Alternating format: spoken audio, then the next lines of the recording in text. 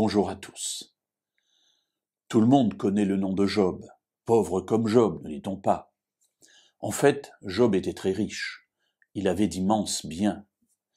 Mais un jour, à cause d'un conflit entre Dieu et l'adversaire, entre Dieu et le diable s'approche de Job et lui fait perdre en quelques instants tout ce qu'il a.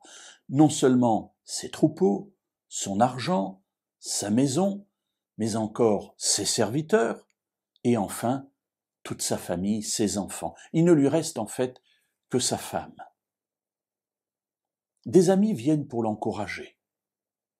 Et en fait, tant qu'ils sont silencieux, ils l'encouragent vraiment, mais dès qu'ils se mettent à parler, ils ne font que l'accuser. Une des accusations données par ce deuxième ami qui va parler avec Job, c'est « tu ne peux être juste devant Dieu. Si tu as été puni de cette manière, c'est que tu es un grand pécheur. » Alors, je ne vais pas entrer aujourd'hui dans la problématique de Job, mais m'attacher simplement à un élément de cette réponse à ce deuxième ami qui vient interpeller Job sur sa vie. Dans le chapitre 9, il répond ainsi à Bildad, versets 1 et 2. Job répondit : « En vérité, je reconnais qu'il en est ainsi.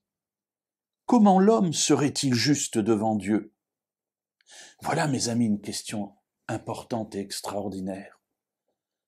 Lorsque nous considérons notre vie, celle que nous avons à l'intérieur de nous-mêmes, pas celle que nous montrons à ceux qui nous entourent, qui peuvent parfois être trompés par le visage, le masque que nous avons, mais lorsque nous regardons à l'intérieur de notre cœur, il ne peut y avoir que cette interpellation qui est portée par Job. Comment l'homme serait-il juste devant Dieu ? Et évidemment, la réponse qui n'est pas donnée ici, mais qui jaillit immédiatement, c'est on ne peut pas.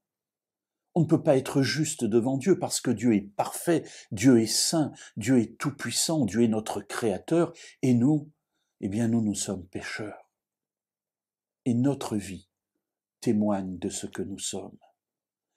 Alors, face à cette question, y a-t-il un espoir ? Nous le verrons demain.